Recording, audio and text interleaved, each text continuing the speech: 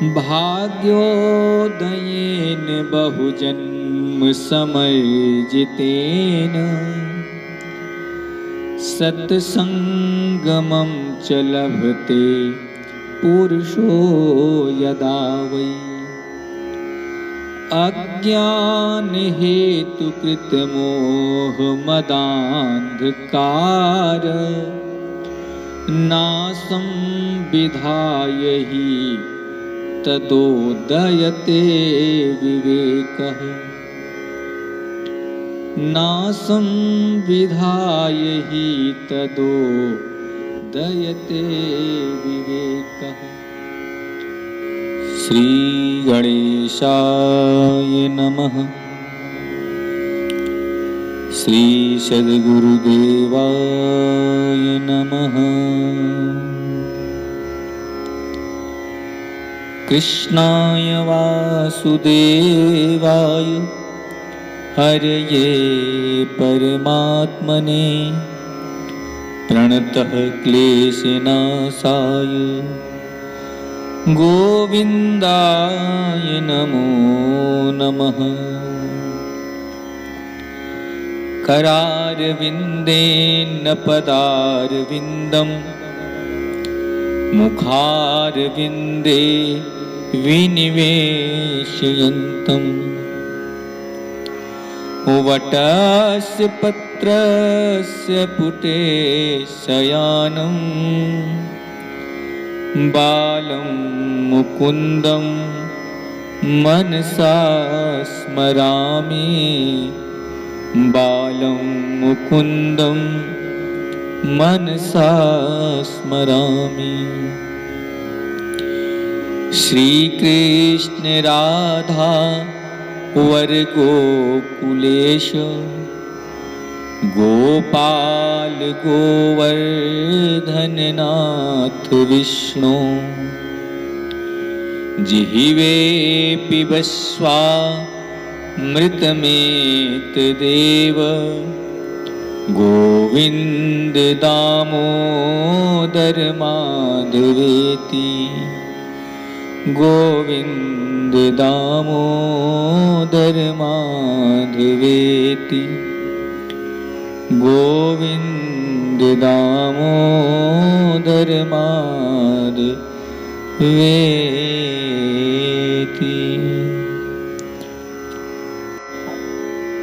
श्री भागवत भगवान की जय। जय जय श्री राधे। अथ द्वितीयो अध्यायः। भक्ति का दुख दूर करने के लिए नारद जी का उद्योग। नारद उवाच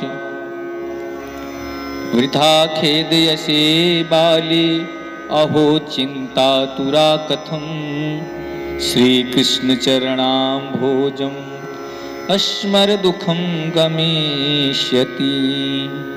द्रौपदी च परित्राता येन कौरवकश्मलात् पालिता गोपसुन्दर्यः स कृष्णः क्वापि नो गतः। त्वं तु भक्तिः प्रिया तस्य सततं प्रणतोऽधिका त्वया हूतस्तु भगवान् याति नीचगृहेष्वपि। सत्यादित्रियुगे बोधवैराग्यो मुक्तिसाधकौ कलौ तु केवला भक्तिर्ब्रह्मा सायुज्यकारिणी। इति निश्चित्य चिद्रूपः सद्रूपां त्वां ससर्जः परमानन्दचिन्मूर्तिः सुन्दरीं कृष्णवल्लभाम्।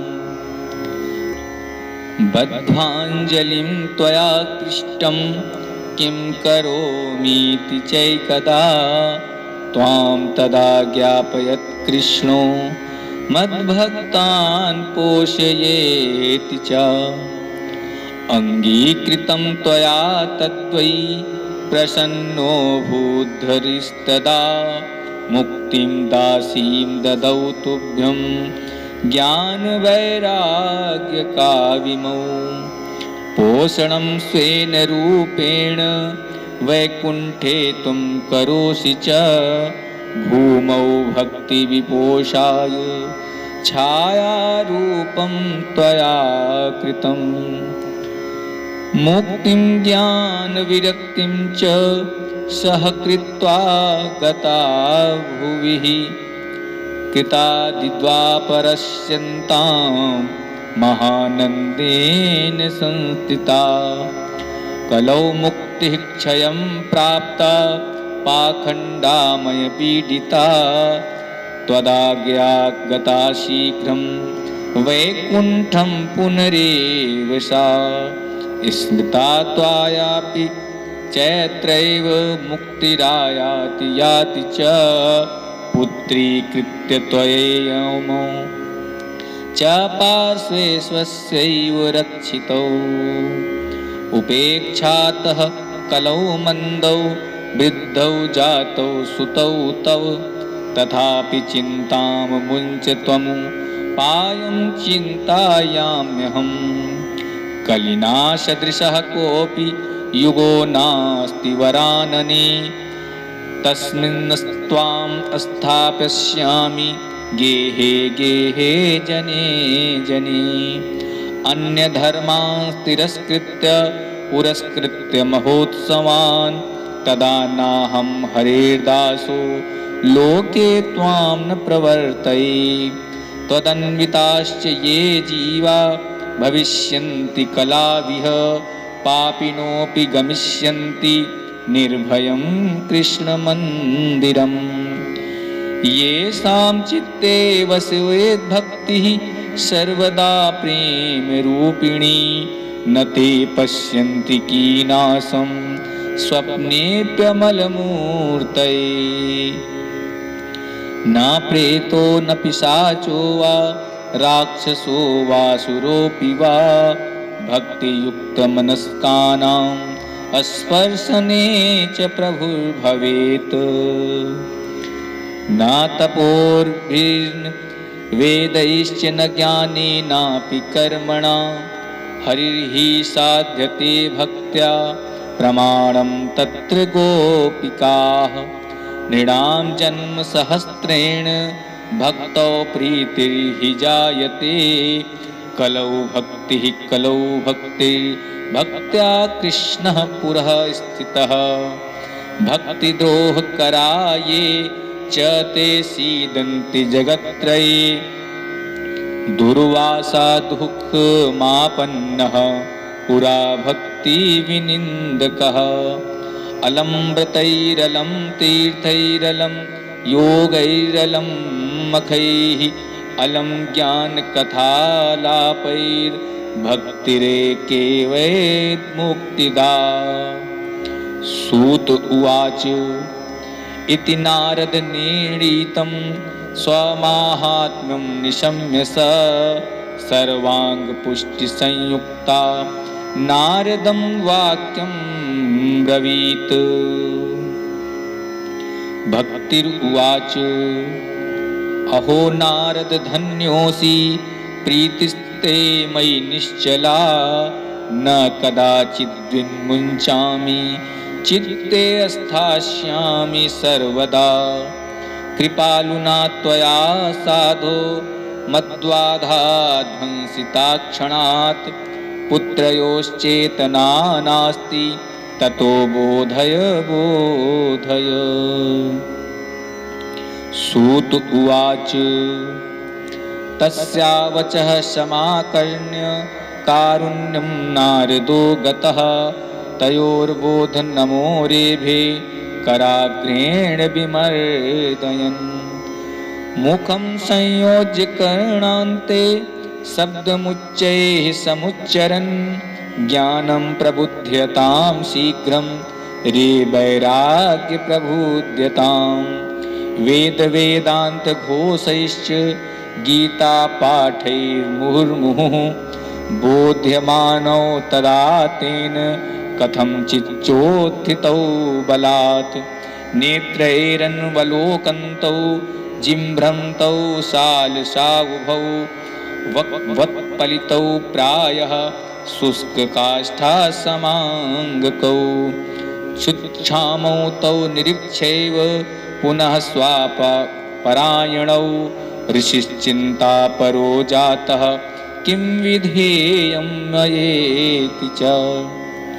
अहो निद्रा कथां याति वृद्धत्वं च महत्तरं चिन्तयन्निति गोविन्दं स्मरायामास भार्गव।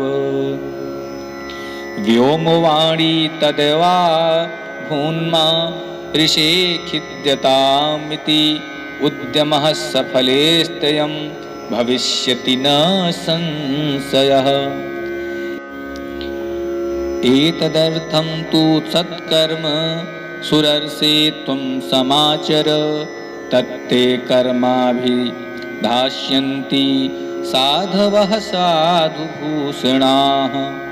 सत्कर्मणि कृते तस्मिन् सनिद्रावृद्धितानयोः गमिष्यति क्षणात् भक्तिः सर्वतः प्रसरिष्यति इत्याकाशवचः अस्पष्टं तत्सर्वैरपि विश्रुतं नारदो विस्मयं लेभे नेदं ज्ञातिमिति ब्रुवन्। नारद उवाच अनयाकाशवाण्यापि गोप्यत्वेन निरूपितं किं वा तत्साधनं कार्यं येन कार्यं भवेत् तयोः। क्व भविष्यन्ति सन्तस्ते कथं दास्यन्ति साधनं मयात्र किं प्रकर्तव्यं यदुक्तं व्योमभाषया। सूत उवाच तत्र द्वापि संस्थाप्य निर्गतो नारदो मुनिः तीर्थं तीर्थं विनिष्क्रम्य पृच्छन्मार्गे मुनीश्वरान्। वृत्तान्तः श्रूयते सर्वैः किञ्चिन्नश्चित्य नोच्यते असाध्यं केचन प्रोचुर्दुर्यज्ञेयमिति चापरे मूकीभूतास्तान्ये तु कियन्यस्तु पालिताः।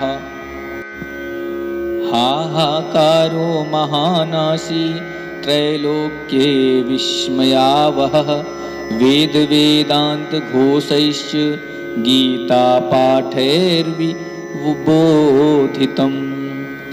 भक्तिज्ञानविरागाणां नोदतिष्ठित्रिकं यदा उपायो नापरोस्तीति कर्णे कर्णे जपन् जनाः।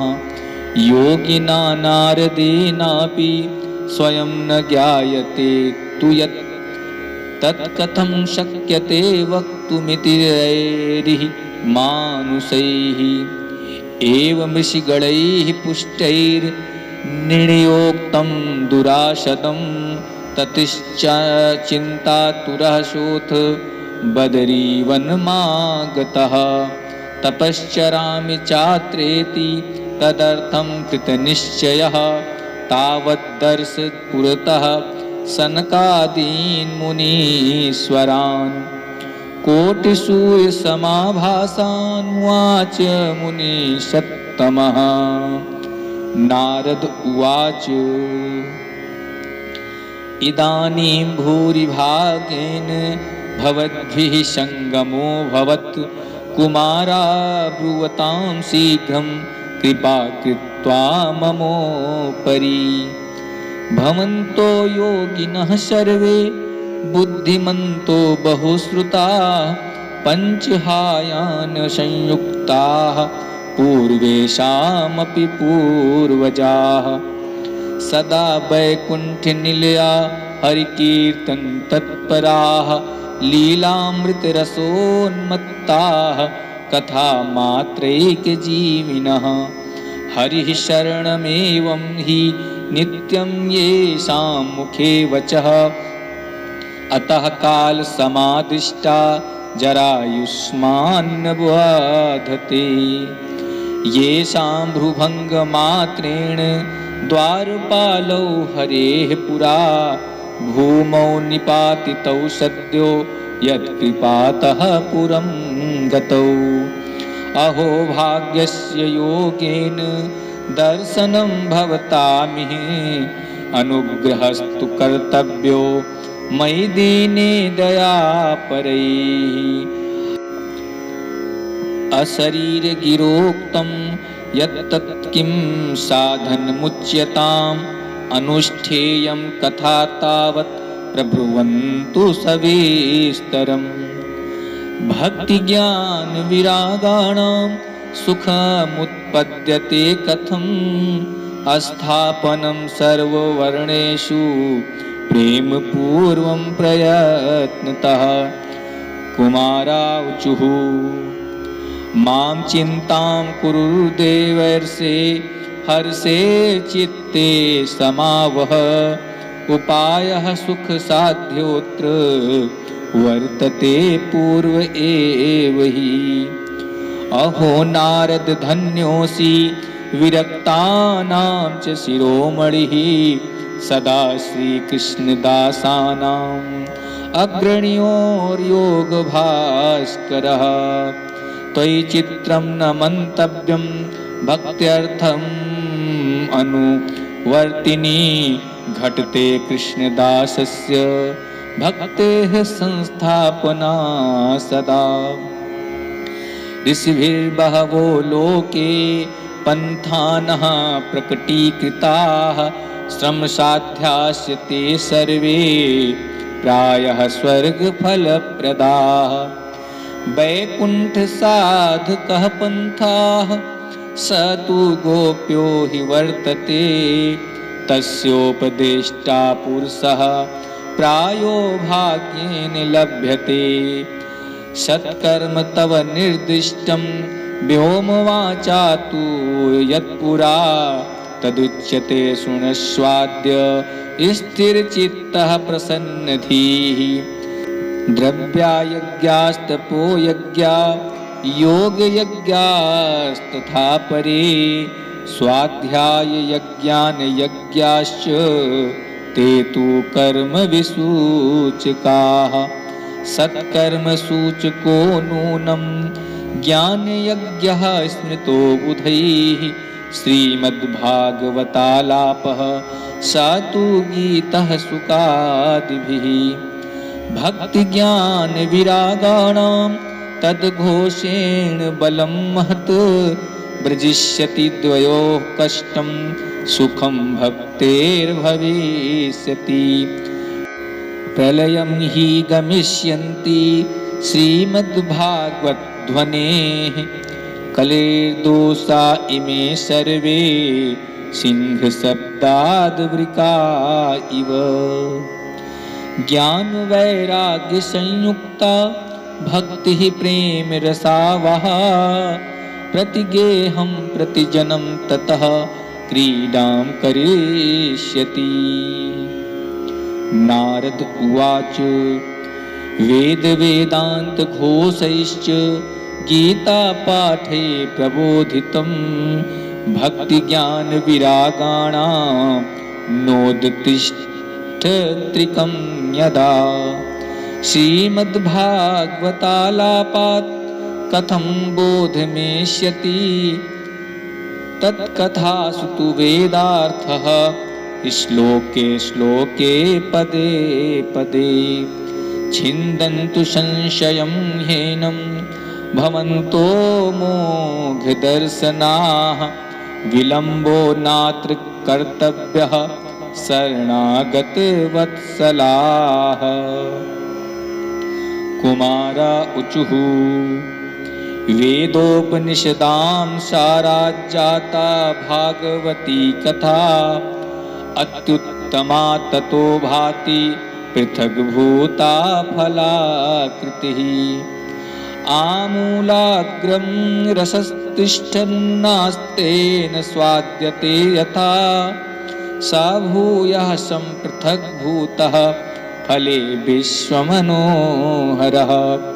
यथा दुग्धे स्थितं सर्पिर्न स्वादायोपकल्पते पृथक् भूतं हि तद्गम्यं देवानां रसवर्धनम् ईक्षुण्णामपि मध्यान्तं शर्करा व्यापतिष्ठति पृथक् भूता च सामिष्टा तथा भागवती कथम् इदं भागवतं नाम पुराणं ब्रह्म संहितं भक्तिज्ञान विरागाणाम् अस्थापनाय प्रकाशितम् वेदांत वेद सुष्णाते गीताया अपि कर्तरि परितापवति व्यासे मुह्यत्य ज्ञान सागरे तदा त्वया पुरा प्रोक्तं चतुश्लोक समन्वितं तदीय श्रवणात् सद्यो निर्बाधो बादरायणः तत्र ते विस्मयः केन यतः प्रश्न करो भवान् श्रीमद्भागवतं श्राव्यं शोक दुःख विनाशनम्। नारद उवाच यद् दर्शनं विनिहन्त्य शुभानि सद्यः श्रेयस्तनोति भवदुःखदवार्दितानां निःशेष मुख गीत कथैकपानाः प्रेम प्रकाश कृतये शरणं गतोऽस्मि। भाग्योदयेन बहुजन्म समर्जितेन सत्संगमं च लभते पुरुषो यदा वै अज्ञान हेतु कृत मोह मदान्धकार नासं विधाय हि तदोदयते विवेकः